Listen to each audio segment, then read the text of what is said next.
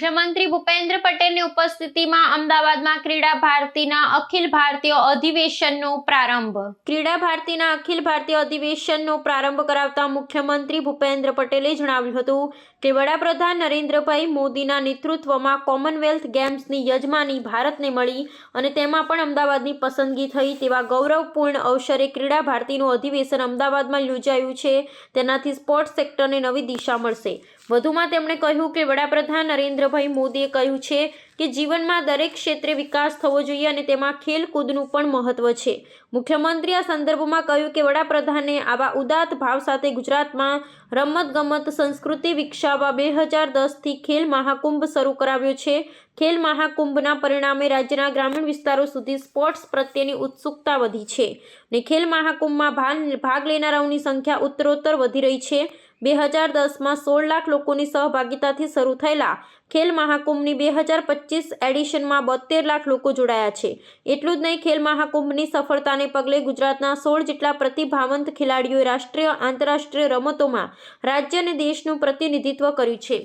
મંત્રીએ પ્રાચીન ગ્રંથોના રમતોના ઉલ્લેખ કરતા જણાવ્યું કે ભારતમાં પુરાણકાળથી રમતગમત એ સંસ્કૃતિ અને જીવનશૈલીનો એક મહત્વપૂર્ણ હિસ્સો રહી છે. હજારો વર્ષ પહેલાં લખાયેલા ગ્રંથોમાં પણ 64 વિદ્યાર્થીઓ દ્વારા વ્યક્તિના કૌશલ્ય વિકાસની વાત કરવામાં આવી છે.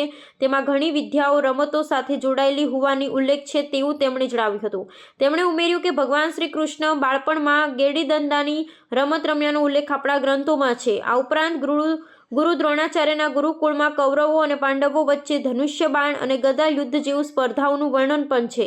યજુર્વેદમાં ફિઝિકલ ટ્રેનિંગ, અર્થવેદમાં સ્વસ્થ શરીર અને સમાજને રાજ્યની કરોડરજ્જુ કહી છે.